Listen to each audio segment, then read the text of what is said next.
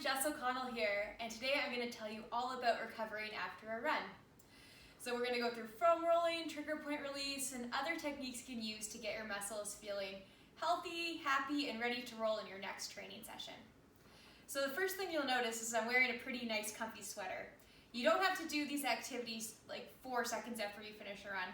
I would prioritize cooling down, changing out of damp, cold clothes, definitely getting your post-workout recovery snack in if you did a hard workout, showering, whatever. You don't have to do this immediately after a run. You can do it later in the evening, maybe while watching TV, whatever suits you.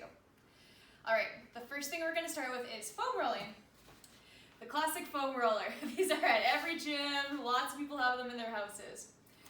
So when you're foam rolling, you're just massaging your muscles with this big hunk of foam. So lots of different things you can do with a foam roller. You can work on mobility. I like to use it on my back. You can really work through different vertebrae, working on spine mobility. You can use it to roll out muscles. It's really good on large muscle groups like your glutes, your IT band. This is a huge one for a lot of people. It's rolling up and down your IT band. Pausing on tight, especially sticky spots. You can do something active. See, I'm bending and flexing my legs, so I'm making this a bit of an active release. Hamstrings are good, calves are good, whatever.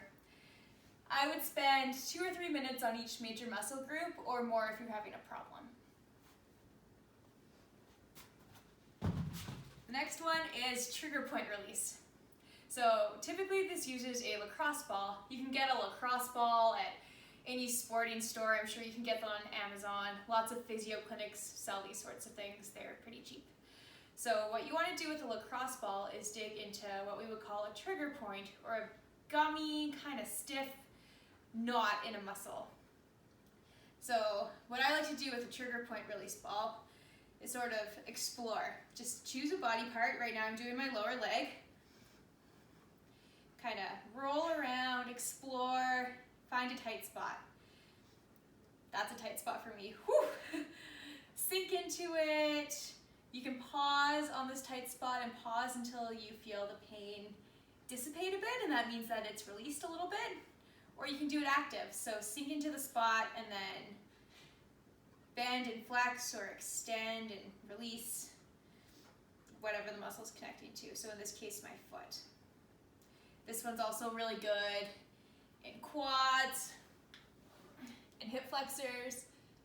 I really like digging into my hip flexors, bending and extending, hamstrings, calves, really, really good for rolling your feet out. I would stand up and do this, but rolling like that. You can also get lacrosse balls that come as a double. This is called a peanut ball. This is awesome for the spine. Just fits right on either side of your QL, your quadratus lumborum, which is your lower spine or lower back muscle. Really nice to roll out in that way. These are great tools. I think that I would actually prefer this to foam rolling. I think it's a little bit more targeted, but both are great options. There are so many different recovery options on the market, so here are a few others. This is a side kick tool. You can use this to, they call it scrape your muscles. So what this does is it just loosens up some fascia. This feels really good. It's pretty quick. You can just go through your muscles, just sort of scraping. It really, really loosens things up. I like to do this in the morning after I've slept and I'm feeling kind of tight. People love massage guns these days. This is a Theragun. I really like massage guns because they're very easy to use. I incorporate them into my recovery routine often at night after a hard workout because they're easy, they're fun, they feel good.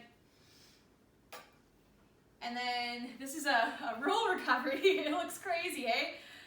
Again, just a nice, good muscle massager. So this is not really that different than foam rolling in that you're self-massaging and just trying to bring blood flow to the muscles, loosen them up, break up some adhesions. It doesn't super matter what exactly you're doing for recovery, but I highly recommend that you do something. So spend 10-15 minutes rolling out your muscles. It's going to do so much in helping you prepare for your next workout. Just try and make this a staple part of your routine every single night or after every hard workout, I promise you, you will feel so much better.